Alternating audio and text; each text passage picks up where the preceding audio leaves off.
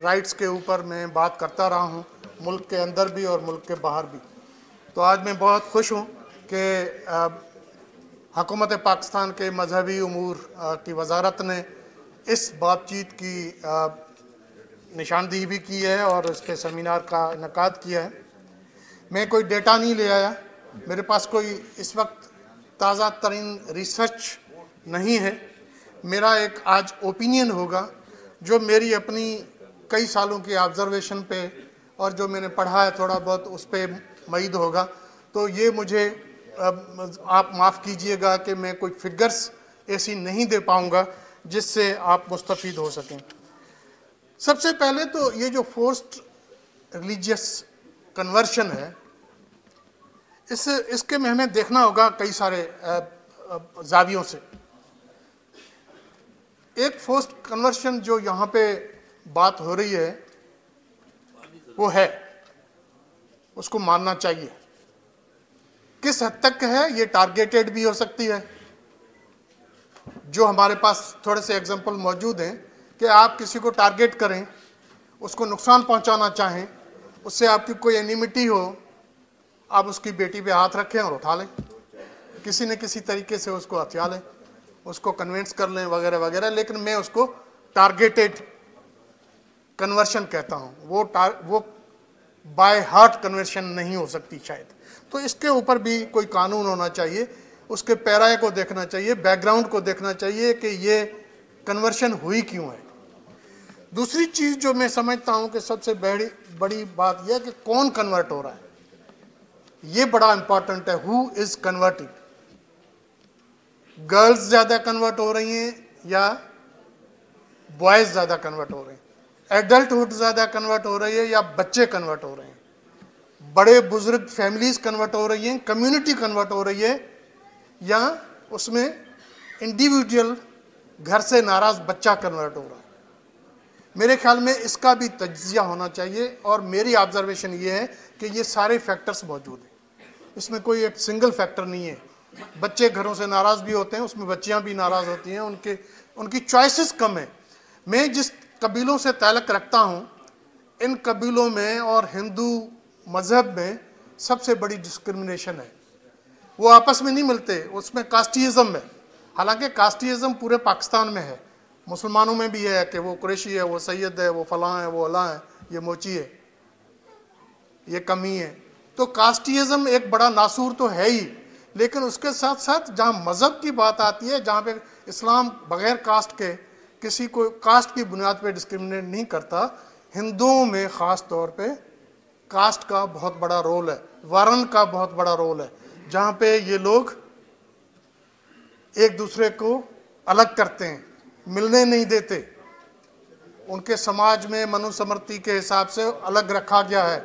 जब लोगों को आप अलग रखेंगे तो लोगों में जाहिर है चॉइसेस कम हो जाती हैं।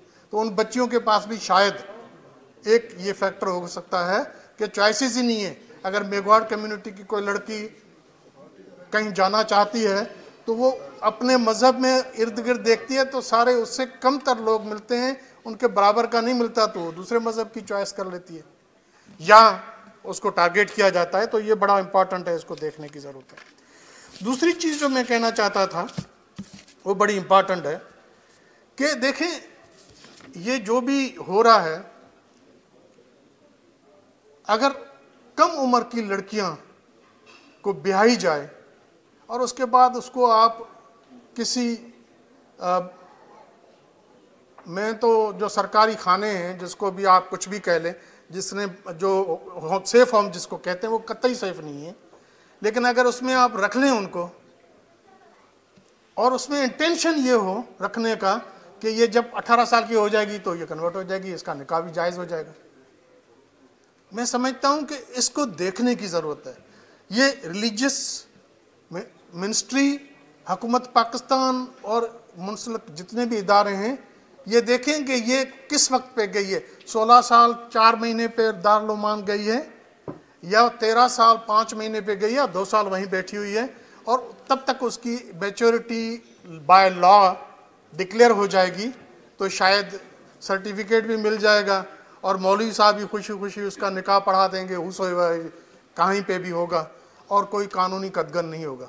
तो कानून को छुपाया गया है, कानून का मुतबादल ढूंढा गया है। मैं समझता हूँ इस पे बहुत बड़ा एक ज़बरदस्ती बात करनी चाहिए। दूसरी बात यह है कि ज़ाहिर है 2000 अगर आप देखें कि ईस्वी सन 2007 से यानी सॉरी 7 से ये 700 सन ईस्वी से भी ये कन्वर्शन शुरू है, लेकिन एक कन्वर्शन है फियर में, डर में। हमलावर आते हैं, कौमों पे हमले होते हैं और उनके मजहब पे लोग आ जाते हैं। दूसरा जो कन्वर्शन हो रही है वो मिशनरी हैं, वो भी अपना काम करते हैं। आजकल रिलीजियस मिशनरीज भी आ गए हैं और उसमें मसीह रिलीजियस मिशनरीज भी हैं,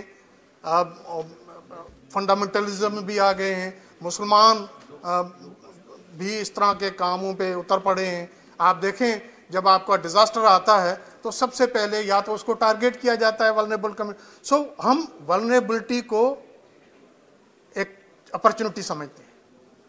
डिज़ास्टर आता है, सबसे ज़्यादा वल्नरेबल जो कम्युनिटी है उसको कुछ भी नहीं मिलता, उसको कोई रिलीफ नहीं मिलती। लेकिन अगर वहाँ पे अच्छी लड़कियाँ हैं तो वहाँ कोई न कोई इदारा पहुँच जाता है। ये सबसे बड़ा जो कानूनन पाकिस्तान में सिर्फ एक कानून, एक सोशल सेफ्टी नेट ऐसा बना है जिसमें अभी तक डिस्क्रिमिनेशन नज़र नहीं आती है, उसका नाम है BISP, Benazir income support programme. में जहाँ तक देखा है वो एक बगैर किसी डिस्क्रिमिनेशन के जाता है। जब आप कम्युनिटीज़ को डिस्क्रिमिनेट करेंगे, कम्युनिटीज़ को बराबर के हुकूक नहीं देंगे, कम्युनिटीज़ को इस तरह के हालात में रखेंगे जहाँ पे नौकरी नहीं मिलेगी।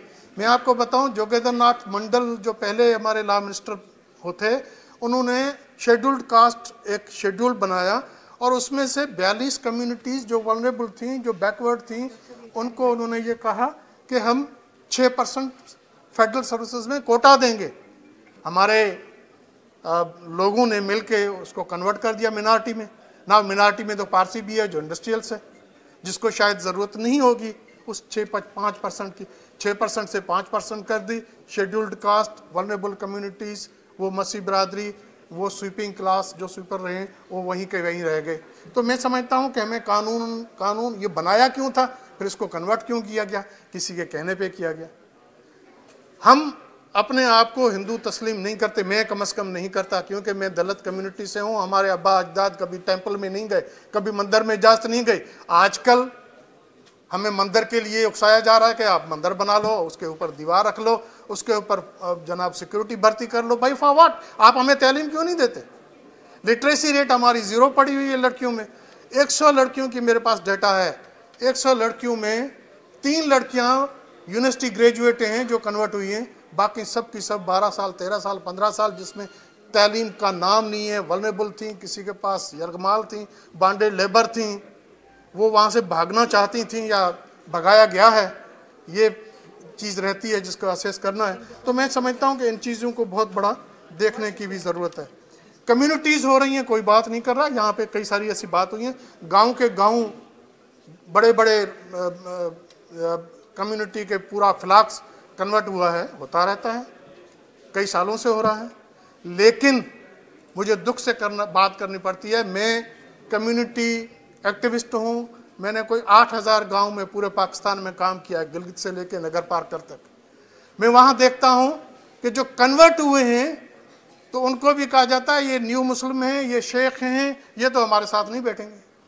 वो भाई जब मुसलमान हो गए हैं जिसमें कोई तफरका नहीं है, तो ये तफरका कौन कर रहा है? इस पर हुकूमत कहाँ है?